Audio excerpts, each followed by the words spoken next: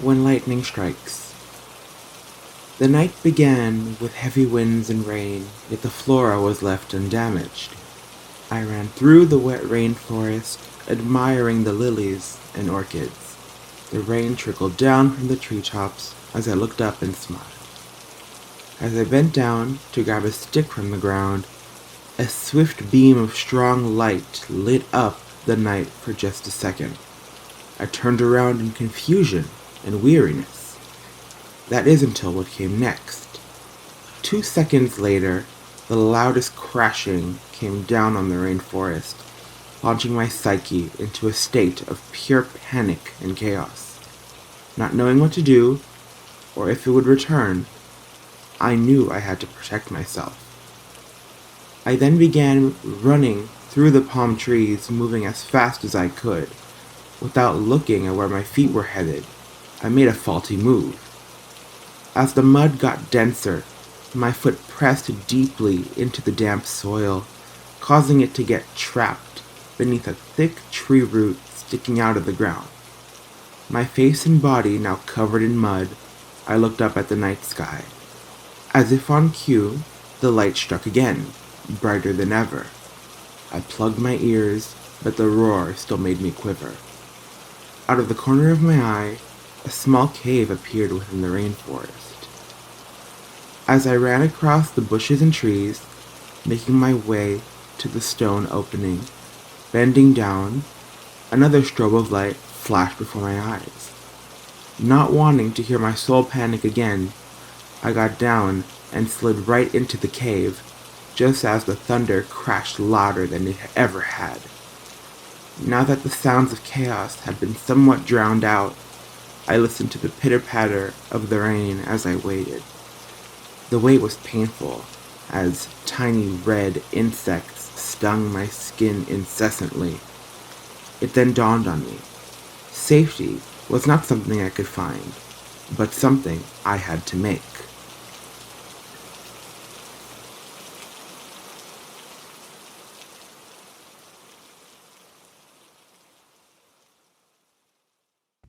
Chapter 2: Tempest.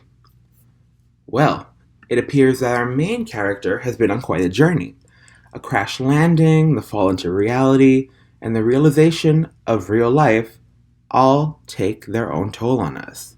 Our character has felt the sting of trauma, the light and thunder crashing down, an unknown terror for a newcomer. Early psychoanalysts like Sigmund Freud and Carl Jung established early concepts of what it means to experience trauma. Scholars like Melanie Klein emphasize that trauma is one thing that really binds us all. Many psychoanalysts view trauma as a fundamental part of the human experience. Personally, coping with trauma has been a very challenging part of my life, a part that continues to be present on a daily basis. Coping with trauma means a number of things to various people. People develop coping mechanisms to deal with this fundamental part of their experience, all ranging in success. While some turn to talk therapy, inner dialogue, meditation, or regulated prescription medication, many others turn to alcohol, drugs, and unhealthy relationships. These methods of coping with trauma are often a result of the trauma itself, or the setting that let it happen, meaning that there is a direct correlation between your trauma, your environment, and your resources toward dealing with it. Alright, I think I'm going to get a little personal here. As someone who has dealt with mental health issues since the age of 8, I've taken time in therapy to sketch out what the most traumatic experiences in my life have been. I'm someone who uses both healthy and unhealthy coping mechanisms to treat my depression.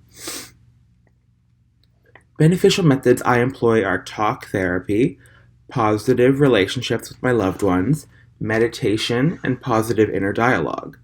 On the flip side, I've developed an eating disorder for the past decade. Food has been an unhealthy coping mechanism for me and has caused me much harm. By excavating the cave of my emotions, I discovered that the big trauma that began my slippery downward spiral was the death of my grandmother in 2010. I was her first ever grandchild, and she gave me all the love in the world and more. One of the many ways she would show her love for me was through food. We would cook, bake, and eat together to the point where I still associate food with her. She passed away the day after Valentine's Day, and the injury she endured took place in my house in the middle of the night, where she had fallen down the stairs. She was rushed to the hospital, and I never got closure with the person who loved me the most in the world.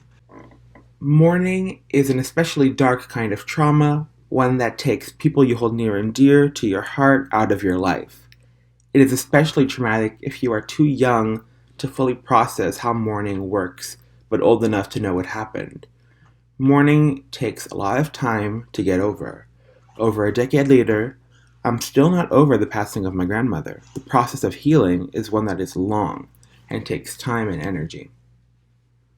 In my journey through trauma, I've tried several approaches, and the one that works best is no matter how I choose to address my emotions, I need to recognize them first. There is a great power embedded in the principle of listening to oneself, and that power will help you realize more about who you are if you only listen. This is why it is so important to be open and to let yourself hear your pain. If you can listen to yourself, you can take note of what is affecting you and effectively move forward through the process of inner healing. The process of listening to yourself is known as inner communication. As important as it may be to cherish and develop your communicative relationship with yourself, an additional method to cope with your trauma is to improve the relationships present in your life.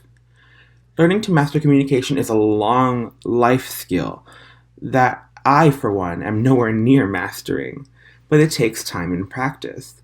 It's a quite long and arduous process to think about how you feel, understand it, then communicate it to your loved ones. Maintaining healthy relationships is always easier when you can communicate with the person better. As someone who struggled to communicate with my father growing up, we found many ways to manage our relationship and make communication easier for both of us.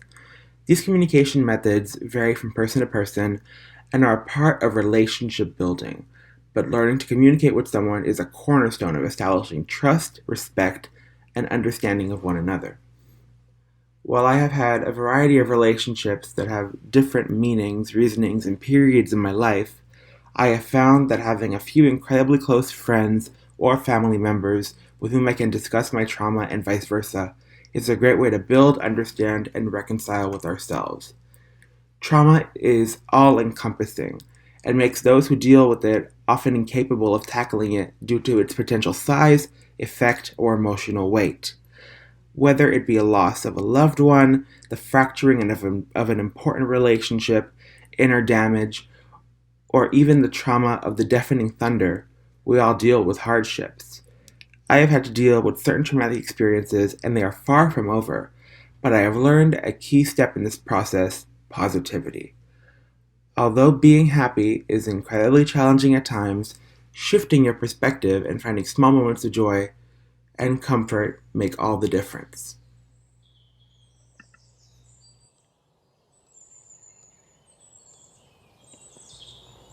After the storm. The night had gone by, and I found myself looking at a ray of golden sun peering through the entrance of the cave. I had spent hours in agony due to the ants' stings, but they were a familiar pain. Now knowing that the storm was over, I exited my comfortable discomfort. This had been my first glimpse of the jungle under the sun. The palm leaves radiated the richest greens, unlike anything I had ever seen. The cyan and fuchsia birds paraded themselves over the trees as massive golden rays of light peered through the rainforest canopy. It occurred to me how little I knew of this landscape before, but now I am illuminated, made to see the true beauty, thanks to the sunlight. The flowers, ever so beautiful in the dark, are now just as ethereal to me as a bunch of gemstones, varying in color, vibrance, and depth.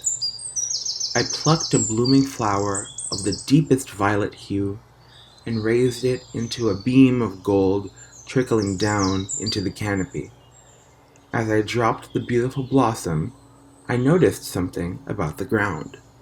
What I assumed to be meaningless mud last night turned out to be much more. Engraved throughout this patch of the jungle was a network. a network of dirt trails spanning from the shore to the end of the forest. Deciding to follow along, I walked what felt like an hour deep into the unknown.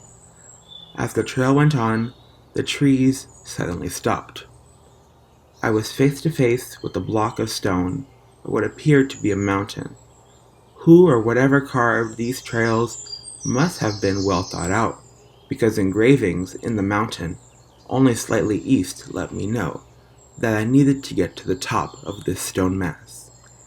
Digging my feet in, I slowly grappled my way to the top. I looked back to where I had been, barely able to see the water from here.